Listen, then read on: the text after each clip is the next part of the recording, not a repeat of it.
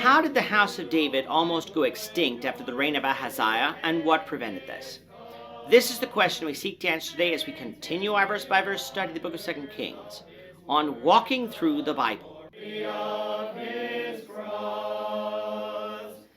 Today we're going to be discussing 2 Kings chapter 11, verses 1 to 12. Before we do that, let's read the passage. If you have a Bible with you, turn to 2 Kings chapter 11, verse 1. But if you don't have a Bible, don't worry, just follow along with us on the screen. The version that we'll be reading from is the New King James Version. So 2 Kings chapter 11, beginning at verse 1. When Athaliah, the mother of Ahaziah, saw that her son was dead, she arose and destroyed all the royal heirs. But Jehosheba, the daughter of King Joram, sister of Ahaziah, took Joash, the son of Ahaziah, and stole him away from among the king's sons who were being murdered. And they hid him and his nurse in the bedroom from Athaliah, so that he was not killed. So he was hidden with her in the house of the Lord for 6 years, while Athaliah reigned over the land. In the 7th year Jehoiada sent and brought the captains of the hundreds, of the bodyguards, and of the escorts, and brought them into the house of the Lord to him. And he made a covenant with them, and took an oath from them in the house of the Lord, and showed them the king's son. Then he commanded them, saying, This is what you shall do. 1/3 of you who come on duty on the Sabbath shall be keeping watch over the king's house. 1/3 shall be at the gate of Sur, and 1/3 at the gate behind the escorts. You shall keep the watch of the house, lest it be broken down.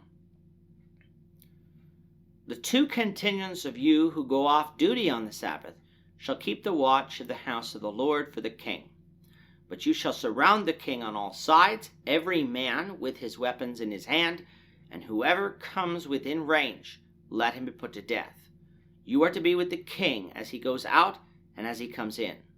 So the captains of hundreds did according to all that Jehoiada the priest commanded. Each of them took his men who were to be on duty on the Sabbath, with those who were going off duty on the Sabbath, and came to Jehoiada the priest. And the priest gave the captains of hundreds the spears and shields which had belonged to King David, that were in the temple of the Lord. Then the escorts stood, every man with his weapons in his hand, all around the king, from the right side of the temple to the left side of the temple, by the altar and the house. And he brought out the king's son, put the crown on him, and gave him the testimony. They made him king and anointed him, and they clapped their hands and said, Long live the king!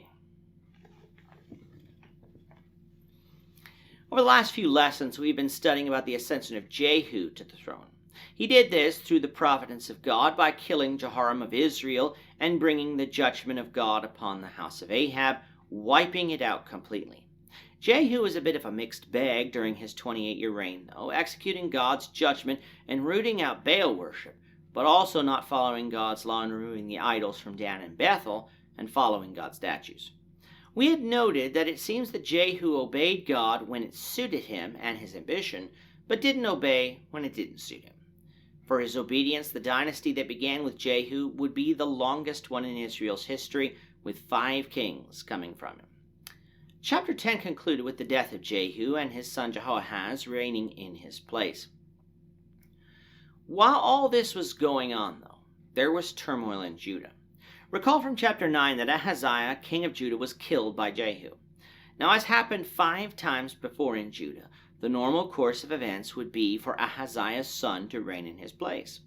However, Athaliah, Ahaziah's mother and daughter of Ahab, likely seeing what was going on in Israel, decided that she was going to become ruler in Judah, thus preserving the house of Ahab there.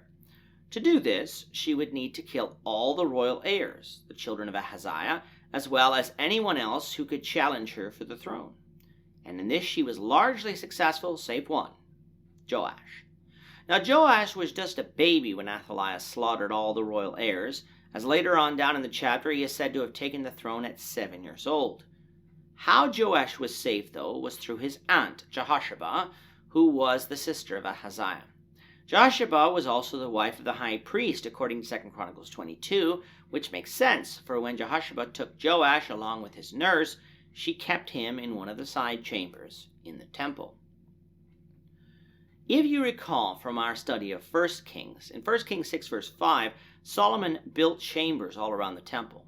Even though we weren't told specifically, it is obvious that some of these chambers were used for bedrooms, and this is where Joash was hidden. Now you might ask, why didn't Ahaziah search the temple for royal heirs, seeing as how the temple was right next to the palace? And the answer is that she didn't know what Jehoshaphat had done, nor did she suspect any of the priests of anything nefarious. Remember, the king didn't control the worship of the temple, the priests did. And the king didn't enter into the temple itself, only the priests did. So not suspecting anything, and really not concerning herself too much with the priests of Jehovah, for Athaliah was an idolater, and not wanting to cause a stir by attacking the temple, for remember, there were worshippers of Jehovah in Judah, even if the temple worship ceased during her reign, it is not surprising that Athaliah didn't search the temple for Joash.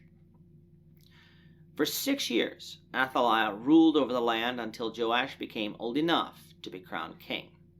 That Joash was able to live so long in the temple while going undetected, though, shows us the providence of God at work.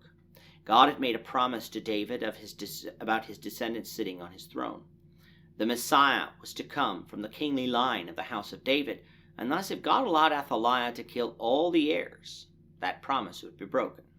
So in raising up Jehoshaphat and Jehoiada to protect Joash from death, God worked through them in order to fulfill his promise to David. However, Joash would have to be made king, and so at the end of 6 years, when Joash was 7, Jehoiada made a conspiracy, obviously with the Lord's approval, to remove the usurper Athaliah from the throne. It was a risky plan, but with the Lord's assistance, it would work. What Jehoiada's plan was on the Sabbath day, when the guards would change, 1/3 of the new guards would keep watch over the king's house.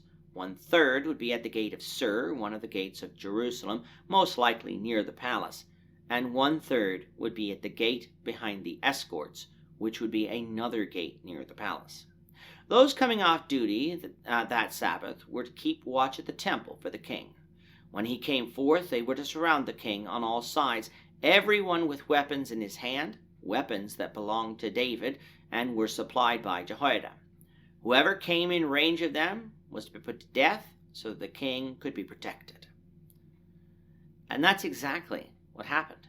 Joash came out into the court of the temple where he was crowned king and given the testimony, which is a copy of the book of the law. For recall from Deuteronomy 17 verse 18 that the king was to copy the book of the law for himself from one given to him by the priests. Once Joash was anointed king, all the people present clapped and shouted, "Long live the king!" But there's one problem. Athaliah is not dead and probably won't take this sitting down. What would her reaction be? We'll find out, the Lord willing, in the next lesson. With that, our time is up for today. The Lord willing, we hope you'll join us for tomorrow's discussion of 2 Kings chapter 11, verses 13 to 21, as we continue our walk through the Bible, one verse at a time. Thank you for watching today's episode. We hope that you found it edifying and ask that you not only subscribe to our channel and podcast, but that you like and share this episode among your friends, so that the saving gospel of Jesus Christ can go out to the whole world.